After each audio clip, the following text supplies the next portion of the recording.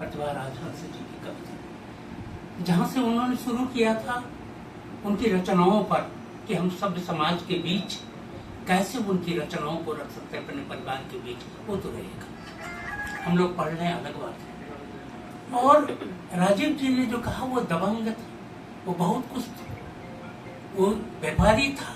उसके अतिरिक्त मुझे इसी जगह पर कभी स्वयं शिव ने कहा था, मैं था कहूंगा, क्योंकि वो मेरा मित्र था, थे नहीं कह सकूंगा, कोई आदर और किसी तरह का नहीं, वो आज भी है और हमारे साथ है।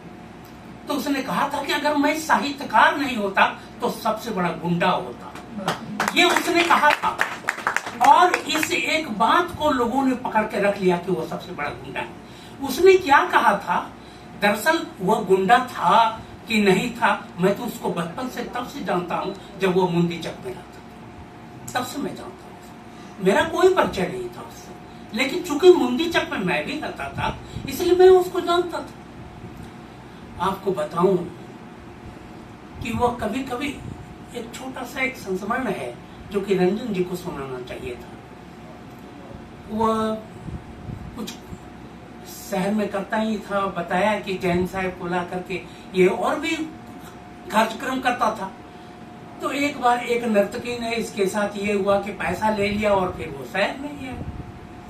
तो उस पैसे को वसूलने के लिए रंजन जी और नागेश जी और स्वयं शिव कुमार कलकत्ता पहुंचे। सही है।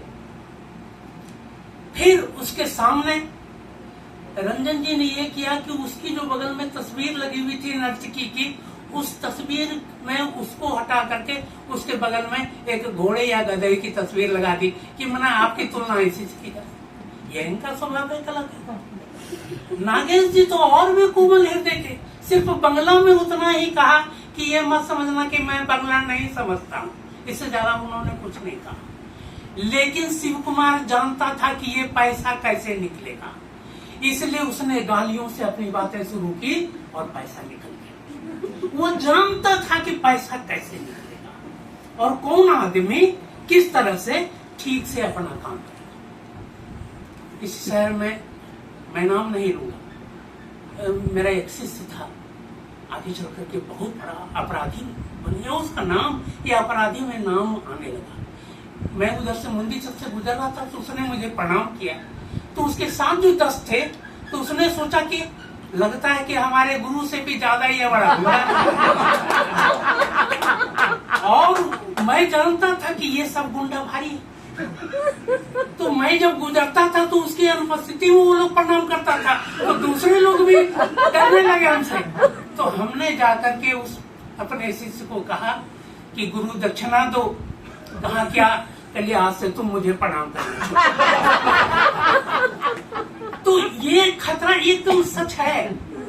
और शिव कुमार इस बात को जानता था। वो जिसके साथ रहा था सिर्फ यह दिखलाने के लिए कि मैं यह हूँ और पैसा कैसे वसूल किया जा सकता है या शहर में किस तरह से जिया जा सकता है, इसके लिए वो कहीं नहीं था। मैं उस आदमी को जानता हूँ और रंजन जी तो और भी, और राजीव जी तो और भी जानते होंगे। मैं तो बाद में जुड़ा और जुड़ा भी, तो किस तरह से जुड़ा वो भी एक लड़ाई ही थी।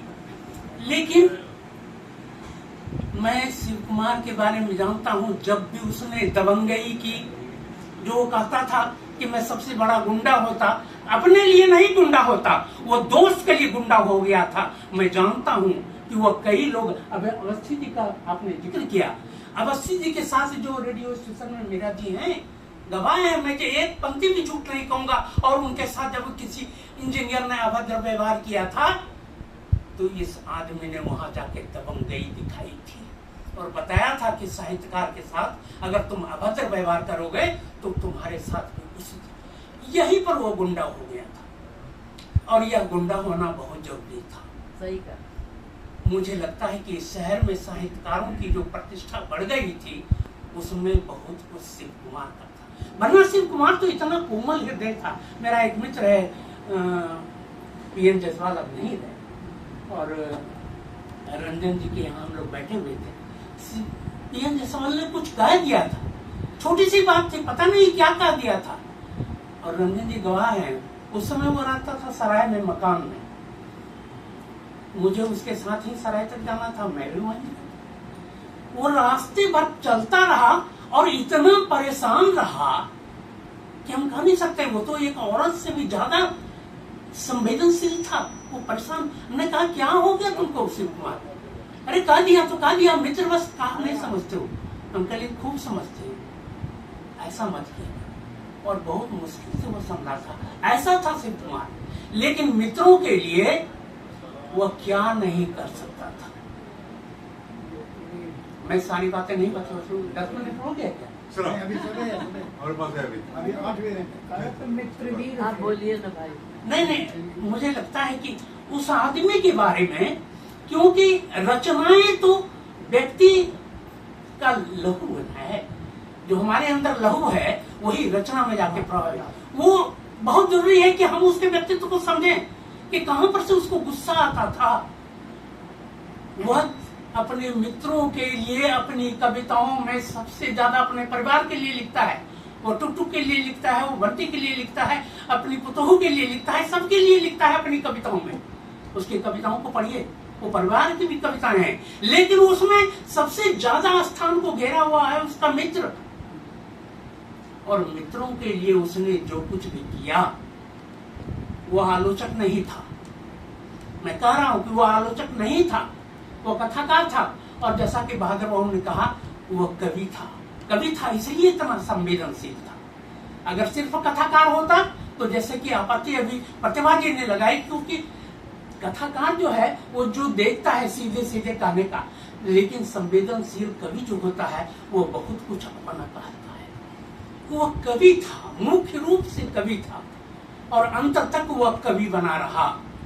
इसीलिए मित्रों के प्रति उसने जो कुछ कहा, अभी मैं उसकी कविता कहीं पर पढ़ रहा था तो कहा कि उसके शब्द ऐसे थे। अपनी मंजू भाभी के लिए उसने लिखा था कि जैसे चित्रशाला में से निकला हुआ खूबसूरत कोई फोटो। भींगा गया मुझे।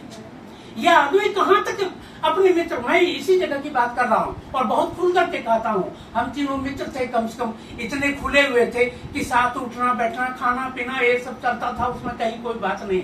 यहीं पर पीछे की जगह है, ठंडे का मौसम था, कुछ ऐसी बात हो गई थी। इस चीज को हम लोग को जानना बहुत जरूरी है, तब उसकी रचनाओं को भी हम समझ सकेंगे। अगर उसके व्यक्तित्व को नहीं समझा तो संभवतः उसकी रचनाओं तक हम नहीं प्रवेश करेंगे। अगर आप उसकी रचनाओं तक पेचकस की तरह धंसना चाहते हैं तो शिव कुमार के व्यक्तित्व में आपको धंसना ही। बैठा हुआ था वहां पर, ठंडे का मौसम था, कुछ बातें हो गई रंजन जी से और रंजन जी ने कह दिया कि मैं नहीं गाऊंगा।